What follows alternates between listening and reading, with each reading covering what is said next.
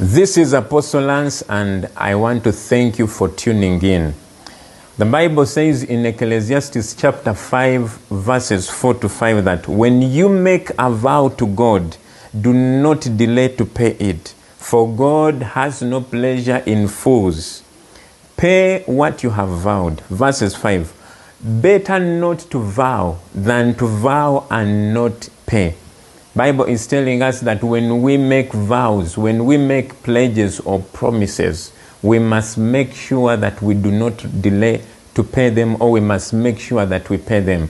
And then he says that God has no pleasure in fools. So who is a fool from this place? A fool is anyone who makes promises or vows or pledges which they don't intend on keeping. The Bible calls that person a fool, and God says he has no pleasure in such a person. Then he says it's better not to make the vows. It's better not to make the promises. It's better not to make the pledges than to make them and not fulfill them. Let me remind you something, that every time you make a promise or a vow or a pledge to someone, they always count on you. And they are always waiting for you to fulfill. There are so many people who have changed their lives, changed their plans because of the vows that were made to them. Now what hurts is when it's time for those vows to be fulfilled, and then you can't fulfill them. There are so many young women who accepted to be married to certain men just because they made certain promises to them, just because of the vows they made towards them. And when you refuse to keep them, you are hurting someone's destiny.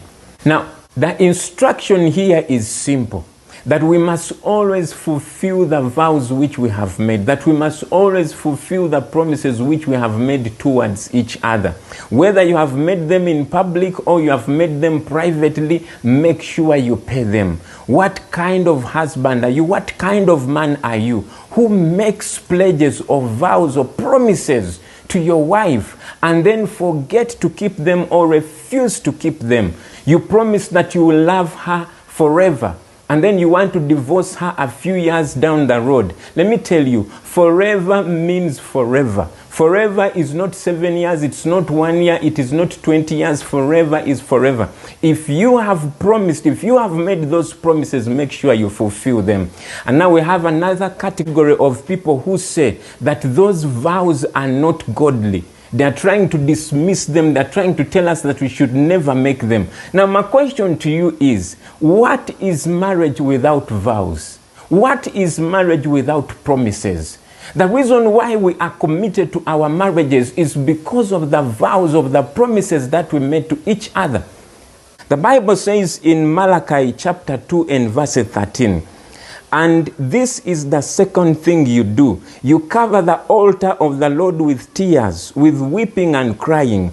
So he does not regard your offering anymore, nor receive it in goodwill from your hands. The Bible says that you cover the altar of the Lord with tears, with crying. Which kind of tears? The first tears are the tears of your wife crying to God because she feels that you have rejected her, because she feels like you have disappointed her. And then the other tears are tears when you are crying out to God to hear your prayers, when he refuses to answer your prayers because of how you're treating your wife. The Bible says, deal with them according to understanding, that your prayers be not hindered. There is a place when God literally refuses to answer your prayers. Why? Because of how you treat your wife. And then yet you say, for what reason? They're asking him, why don't you answer our prayers? Why don't you listen to us? And God is saying, because the Lord was a witness between you and the wife of your youth, with whom you have dealt treacherously. Then he says, yet she is your companion and the wife of your covenant. So those people who are saying that these vows are not godly, what is a covenant? A covenant is an agreement between two parties. There can never be a covenant without an agreement. And there can never be an agreement without commitments, without things you have agreed upon. So if you're saying that these vows are not supposed to be there, what do you want your wife to rely on? There can never be marriage without vows. These vows are important. They are what we stand on. They are what we are supposed to keep. They are the symbol of our covenant. If you are not intending to make the vows, don't marry. Because what do you want your wife to hold on to? What do you want your husband to hold on to? These vows must be made and they must be kept. Remember, it is only a fool who makes vows and refuses to pay them.